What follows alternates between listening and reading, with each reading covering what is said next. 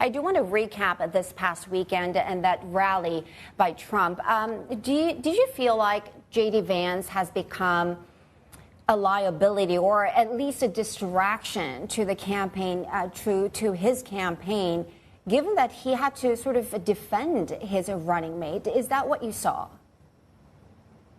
There was a lot of yes, a defensive posture coming out of the Trump campaign at that rally, both from Vance himself and then also from former President Trump. And what I thought was so interesting is this really was the dueling Atlanta rallies. Both Harris and Trump held rallies in the exact same location, just days apart from one another. And I think kind of if you split screen those, you see two very different campaigns and two very different stages.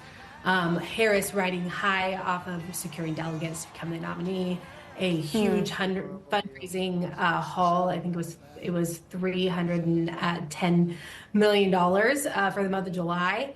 And then you had Trump, who I think the campaign is still thrown by the change of the top of the ticket. And part of that is factoring into the JD Vance question you brought up. If they had known it would be Harris, would JD Vance have been the pick? Who knows? But that question's been asked a lot.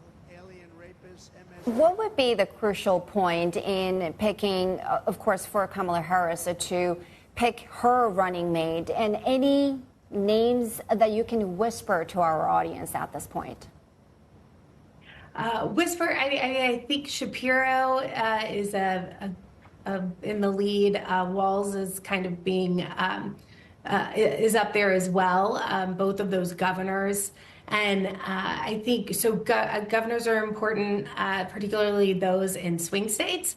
And so if you can, in addition to being a strong, popular governor, be one from a swing state, that's going to really be a boon for that person.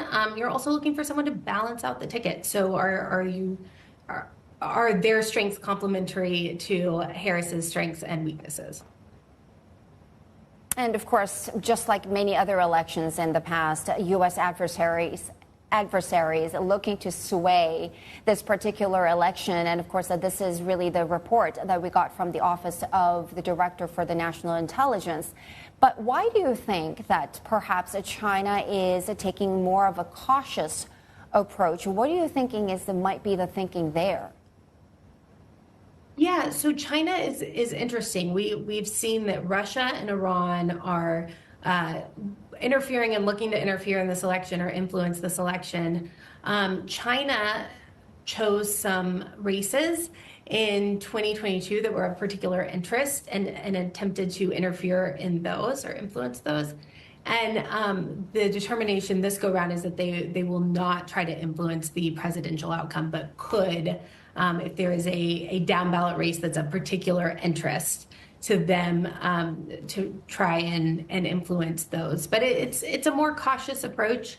And honestly, Russia is kind of the lead actor in this. They've been doing it for a long time, and they have been really perfecting, evolving their tools and tactics and technologies.